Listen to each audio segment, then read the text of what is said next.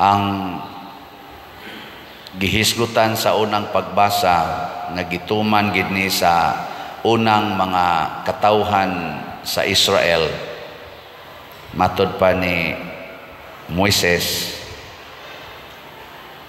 nga hinumdumi katawhan sa Israel ang Ginoo ug ang Ginoo lamang mao'y atong Dios.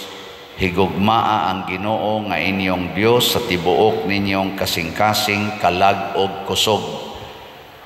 Nya ayaw ninyo ni hikalimti. Matud pa niya, iya pamanggani yung gi-emphasize nga itudlo kini sa inyong kabataan. Hisguti kini kung anaa kamo sa inyong balay o magpanaw kamo o sa dayo na ninyong katulog o sa pagmata ninyo sa buntag. Ibugkos kini sa inyong kamot ingon nga ilhanan o ibutang ingon nga timaan diha sa inyong agtang. Isulat kini diha sa haligi sa pultahan sa inyong balay o diha sa inyong mga ganghaan.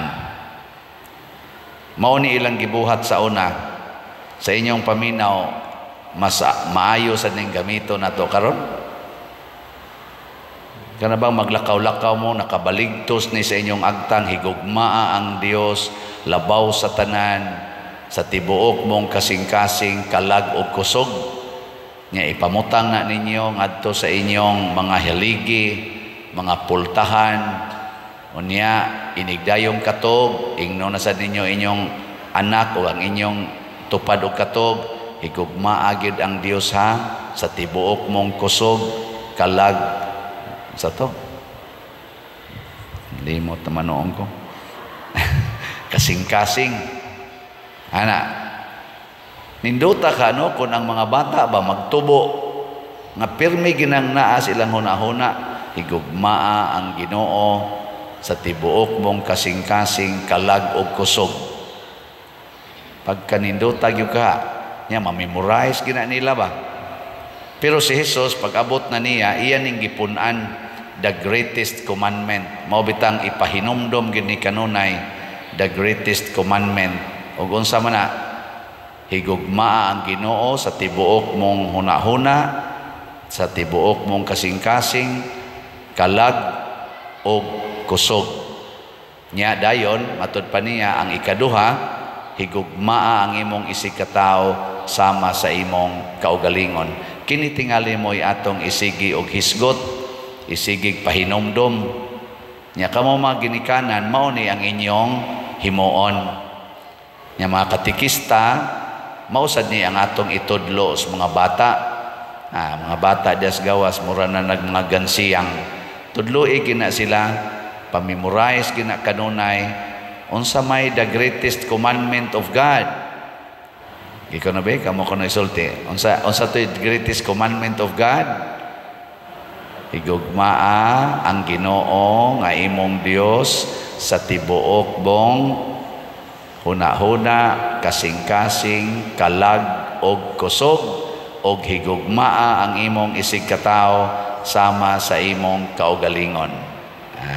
Very good children. Wagin mo kami memorize. Nga naman, wap man nato masigig balik-balik, pero sige, balik-balik yun. Testingin ninyo karon, usalang kasimana, gikan karon, hangtod sumad Sabado.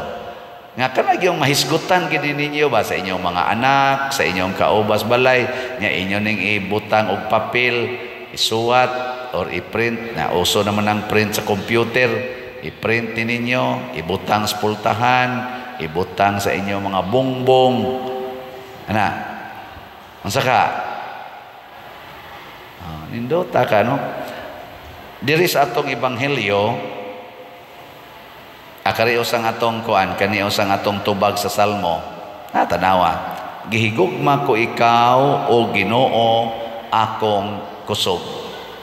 Mahimo ni natong strength, mahimo natong kalig-on kining maong sugo.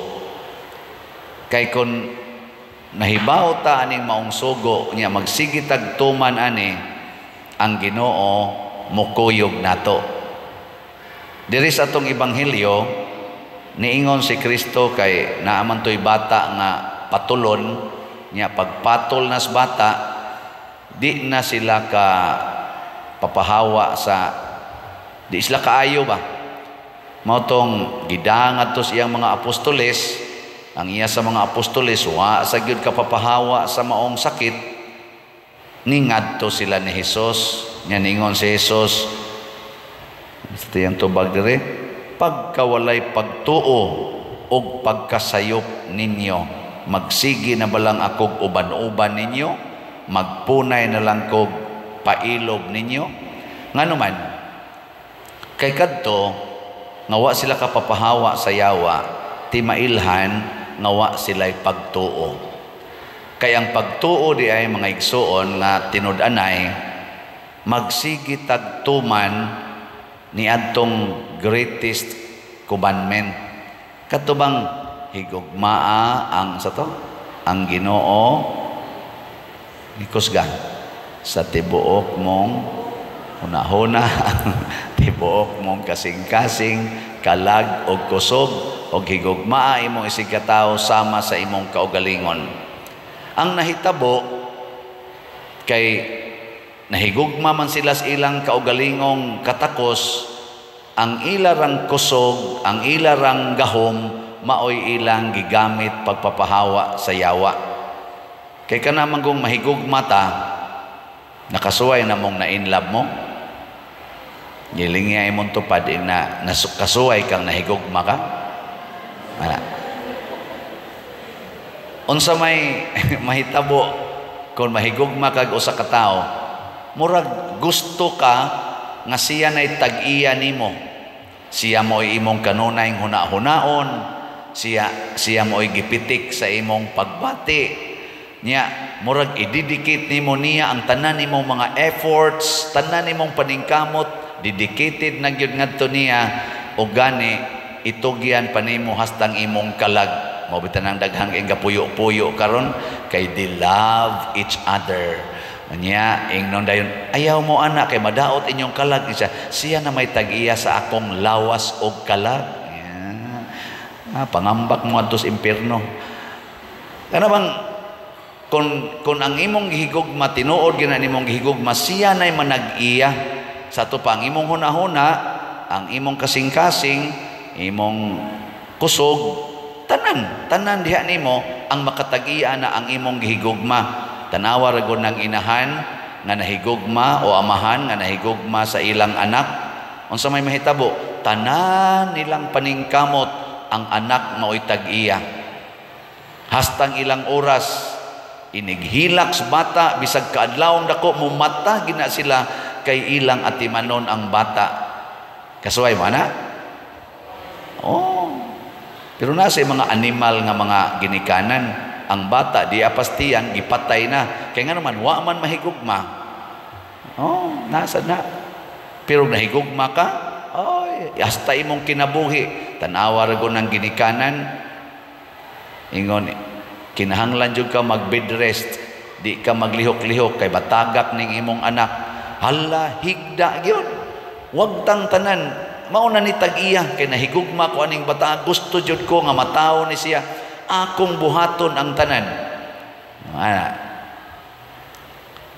Anong luyam kay mugnaw. Basta nahigugma lagi ta, mao na nay tag-iya. Nakaron kung ang mga apostoles matod pa ni Kristo kung nisalig pangadto niya, kung naapay pagtuo ngadto niya, ingon siya dire, kung naa pa lang mo'y pagtuo, igong pagtuo, pasabot pagtuo ba nga tinud-anay kana bang motuo ka nga ang Ginoo nay tag-iya sa imong hunahuna, kasing-kasing, kalag, kusog, unya ang imong pagbuhat para na ni sa imong isig katao, matod pa niya makamando ka niining bukira nga mobalhin ngadto sa dagat og mosunod na nimo. Mo nang gitawag nato faith moves mountains. Ang pagtuo makapalihok, makapabalhin og bukid. Di ko na babe, lingiyay mong tupad. ing na ako'y pagtuo mugwapa ka. Sige.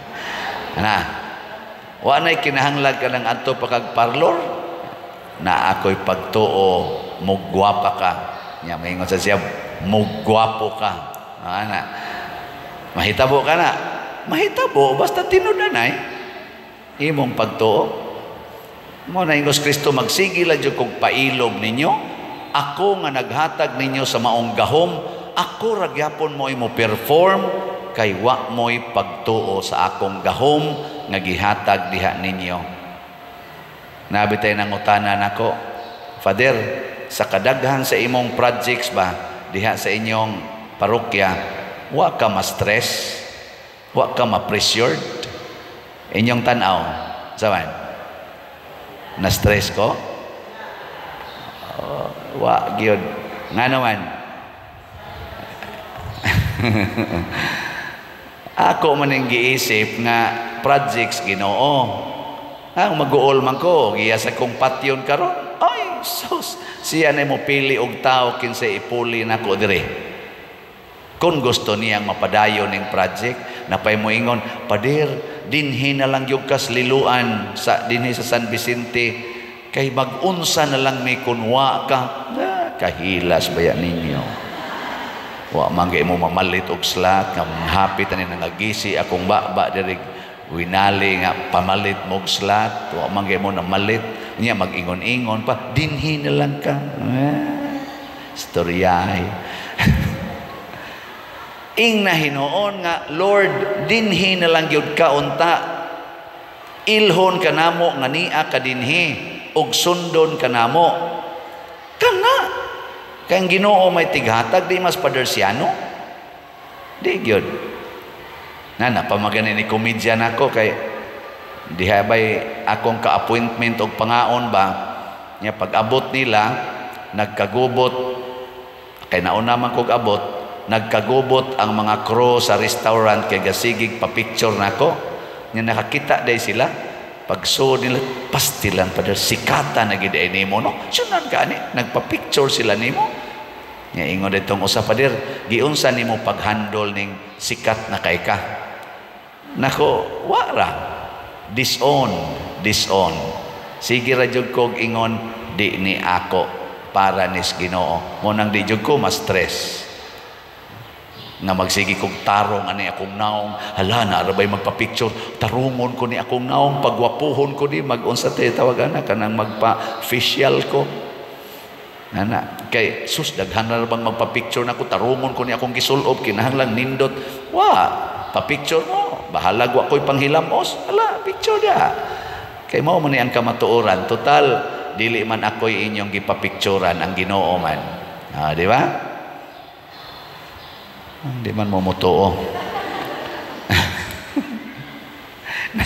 Pag mo ingon ako, Pader, kanang imong wali ba? Imong wali, kada adlaw si kag wali, wa ka ma-pressured ana nga magsigi kag preparar kag kinahanglan ang akong wali, parihagid sa katong gahapon, parihagid atong uban, kinahanglan ang quality sa akong wali, ingon ani gyud. Giunsa man ani mo pagpreparar? Wa ka wa ka ma-pressured. Nakuha gyud. Ingano man, nako di man ko magpreparar. The best preparation is not to prepare.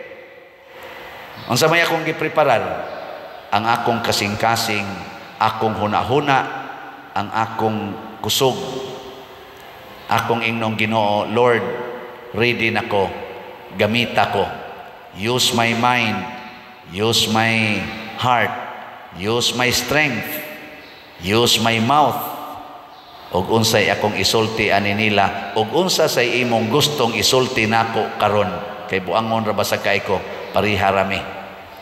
Nagtuo day mo nga nagwali ko dire, ako'y gustong mo pakatuon ninyo, nagkatuon sa akong wali kay gikan ni Espiritu Santo. Mao na pariha ra tang nagkatuon.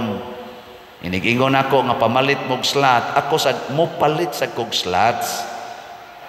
Kada simana sa kumupalit, igingon ako ninyo, mamalita kada simana, hibaw ko nga ang Espiritu Santo mo'y gasulti ana, naaman sa ko'y income, kanang akong stipend, mo palit sa ko kada simana, gitswayan akong tuman, unsay akong gisulti nganuman di man na para ninyo kundili para sad na ako. Nang dungan-dungan rata. Nya di mo tuman, narada ninyo, ma-stress gyud mo. Pero tuman mo, di gyud mo ma-stress. Kana mga bata dias gawas, mura nag mga gansiyang, ubay-ubay baya na. Dako biya tag konsensya niro mga bata ato layonghong dako biya tag gasto ana nila. Gasto na karon kanang pondoka, ilang school supplies atong panghatag, ilang pagkaon, ilang snacks ug uban pang mga miscellaneous diha. Kanang abang anang mga tents atong gigamit ana sobra guna sila usa ka libo naron diha. Nyawa man ko kapangandam anig baligyag slots, ako na lang giapas ang slot. Unsa toy slot nato karon? Special slot para ani DWD, Divine Wisdom and Development. Kay nihatag ta nilag wisdom through catechesis, nya development sa ilang personality na mahimo silang suod sa simbahan. Ang atong gasto diha mukabat nag mga labing minos or average, more or less, ingnon tang more or less 600,000 ang expenses na to anak karon.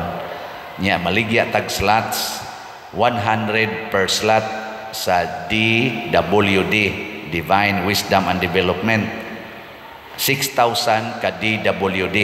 Ang atong halin as of yesterday niabot nag 529 ka slots, naapay 5,471 ka slots. Atong pakpakan ang namalit ani. Yes. Nya hotdon tanig palit ugma ha, kay i-refund nato, kay gikuha ni natong maong amount nga mga 600,000 gikuha nato gikan sa atong mga slots sa aning atong project. Nya ato ning refundan kun mahimo, ug di gyud mahimo charge to experience. Pero ipahurot gani nako. Di jud ko ni hunongag baligya hangtod mahurot ni, ug mahurot ni ugma mas maayo. Nahurot na ba akong GCash? Sayo kayong napuno akong GCash karon 500,000 ra man ay limit. Mga 3 days ago napuno na ang akong GCash. So dili na mo kapadas akong GCash.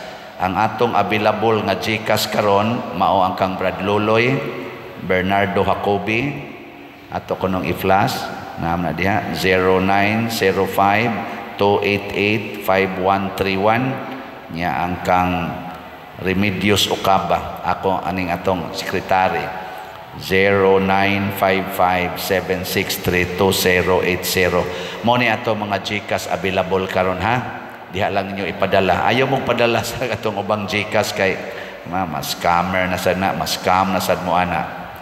Nya salamat sad ang atong final nga update sa atong 4-slot challenge ni abot gyud og 1,768 ka 4-slot challenge. So pakpakan nato ang namalit ang niapil niya ang ato karong slot sa SBF DAG niabot na ang atong halin og 40,511 ka slots. Lain na sang pakpak. Salamat kayo. Ako lang ning ipanghisgutan nganuman mao ni ang nakapawagtang sa akong stress. Gisugo ra ko sa Ginoo pagpamaligya, sige ra sa kog baligya, siya ra say mutandog sa mga kasing-kasing o hunahuna ninyong mga parishioners dinhi og sa online parishioners aron papaliton mo. Hinaut unta ang inyo sang mga kasing-kasing hunahuna kalag og kusog makamaosad nga mutuman niining maong mga pulong sa Ginoo. We can move mountains. Na ining sulti nako karon nga nalingaw ko no kay siya sa atong kumbinto nga nahumana ang structural tungod lang aning atong slat-slat. Siya di jud ko katuo pa dir. nya dako pa jud kayo inyong building, nako napa ginay mas dagko pa anaon niya, isa ngiga no, slat-slat ra nya nakatukod mo ana, nako tukod maganing kapili niya nga dako kay to 40 million to ka, nga 45 million to ang gasto, slat-slat ra gyapon tungod kay ang Ginoo nay mo move sa mga kasing-kasing. Siya mo imo palihok sa inyong kasing-kasing. Nya kung dili ganin na mulihok inyong kasing-kasing, pasabot mga buangon mo. Ngi katapos ang lingi sa imong tupad ina nilihok na imong kasing-kasing pagpalit og slot, ning nako no. Ina ni move na. Ang uban bungol kay istanan sa wa ko kabati. Unsa man to? Unsa man ang slot? Di gyud maminaw ba basta slot na hisgutan. God will move hearts and minds aron mo palit throughout the world. Salamat kay ninyong tanan nga nagpatalinghog sa Ginoo. Matuman atong mga projects, kaniralrong atong Congress, Children's Congress, dako kay nagikatabang sa atong mga bata, nya formation sad ni sa atong mga PYCC, sa atong mga batanon to manage events for God, nya formation sad ni og kaning fulfillment sa atong mga parish catechists nga mao'y nag-manage sad ani together sa PYCC. Dako kay ni og kahimuan sa pagpalambo sa ilang kinabuhi. Mo nang gastuan tani, gasto magita ng disco, gasto magita ng tari, gasto magita ng swertres, gasto magita ng tungit og madyong og inom, kani pa ba na purting nindota anig igo sa atong kaluwasan. Manindog ta.